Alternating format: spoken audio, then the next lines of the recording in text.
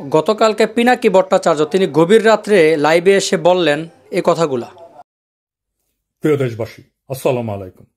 আজকে সেনাবাহিনীর ৪৬ ব্রিগেডে এক ধরনের অস্বাভাবিক মুভমেন্ট লক্ষ্য করা গেছে। আশঙ্কা করা হচ্ছে সেনাবাহিনীর একাংশ থেকে একটা কুয়ের প্রচেষ্টা চলছে। আমি সেনাবাহিনীর জুনিয়র অফিসার আর সৈনিকদেরকে এই প্রচেষ্টা রুখে দেওয়ার আহ্বান জানাই। দেশবাসীকে এখনই রাজপথে নেমে আসতে আহ্বান জানাই। সকল ছাত্রাবাস, ছাত্রনিবাস থেকে মিছিল নিয়ে রাজপথে আসুন। এই রাতেই জনতা আপনাদের সাথে যোগ দেবে। আমরা ওদের দেখিয়ে দিতে চাই আমরা জেগে আছি, বিপ্লব জিন্দা আছে।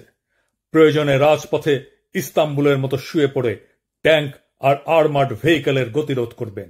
মাদ্রাসা থেকে নেমে আসুন আমার ভাইরা, সকলে আজ রাতেই। এটা আমাদের বাঁচার লড়াই। হাসিনার খুনে বাহিনীকে যারা বাঁচাতে চায়, যারা আবার দেশটাকে ভারতের তাবেদার বানাতে চায়, তাদের রুখে দিয়ে আমরা আমাদের স্বাধীনতা, সার্বভৌমত্ব রক্ষা করব ইনশাল্লাহ। এখনই নামুন রাজপথে। এই রাজপথেই মুক্তি, এই রাজপথেই জীবন। প্রয়োজনে আবারও দেব এক নদী রক্ত, কিন্তু বিপ্লবকে ধ্বংস হতে দেব না। ইনকিলাব জিন্দাবাদ। এই কথাগুলো কিন্তু তিনি গতকালকে রাত্রে বলেছেন। তিনি বলেছেন বাংলাদেশ সেনাবাহিনী নাকি বাংলাদেশে কু করতে যাইতেছে, মানে রাষ্ট্র ক্ষমতায় যাওয়ার জন্য পরিকল্পনা করতেছে, ষড়যন্ত্র করতেছে। আসলেই কি এই ধরনের কোনো ঘটনা বাংলাদেশে আজকে ঘটছে?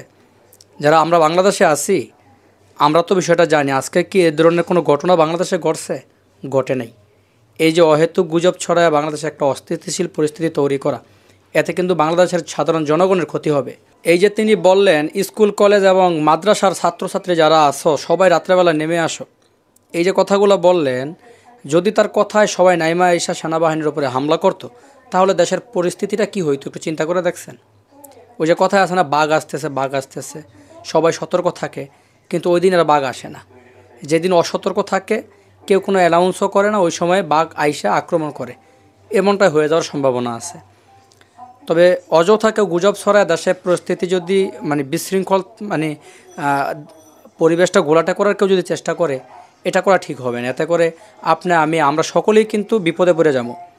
ভিডিওটা শেয়ার করে দিন। আর পিনাকি দাদার প্রতি অনুরোধ রইল, যে কোনো বিষয়ে আরেকটু ভালোভাবে যাই না বুঝে তারপরে দেশের জনগণকে উজ্জীবিত করেন বা হুকুম দিন, এতেই ভালো হবে।